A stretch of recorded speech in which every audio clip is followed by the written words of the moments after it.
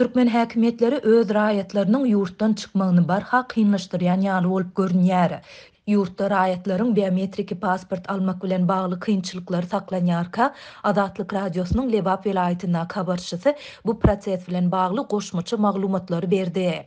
Häzirki wagtda Döwlet Migrasiýa Gullugynyň Sewitdäki edarasy biometrik pasport almak isleýän raýatlara sentýabr aýyna nobat berýär.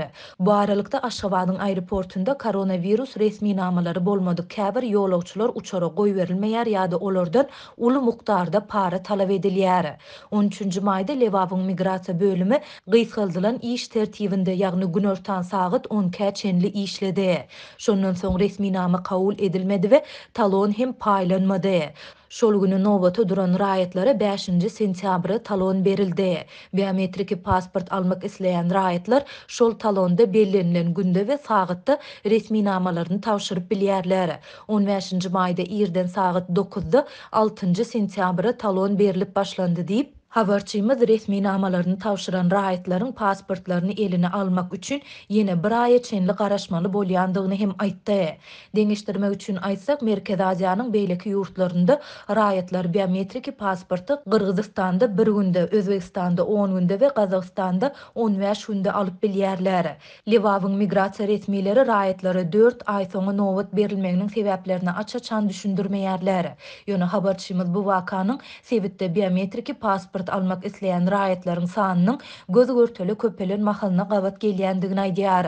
Hususan da Russiýa iş gözleginde gidýänleriň sany artýar diýip habarçy bellidi. Şol bir wagtda ol biometrik pasporty nowatsız 1,5 aý çemesi wagtyň dowamında hem alyp bolýandygyny aýdýar. Ýöne munyň üçin raýat para berip azyndan $500 sarp etmeli bolýar.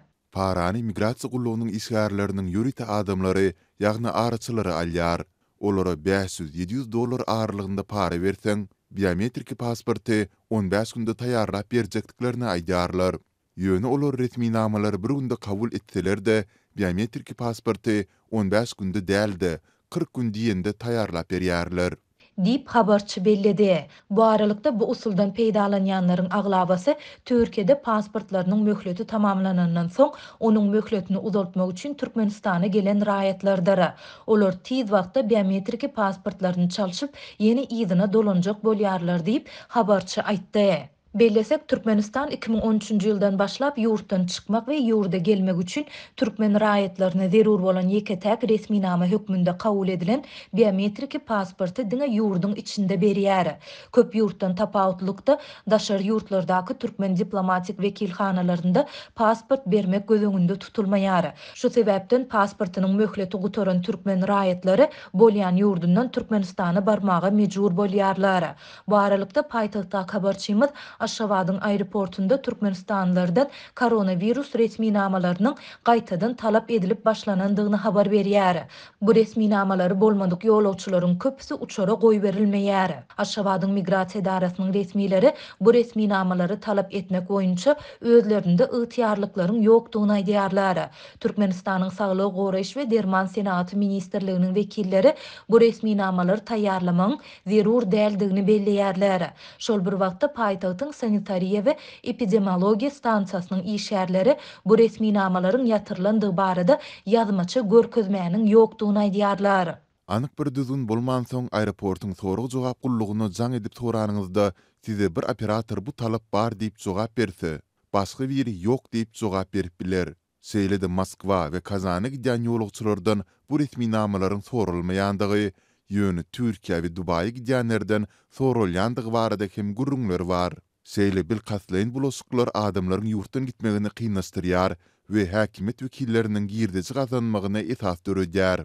Sebäbi adamlar soňky pursatda uçurdan galmajak bolup, iki tarapa ylgaýarlar ýa-da parany bermäge mejbur bolýarlar.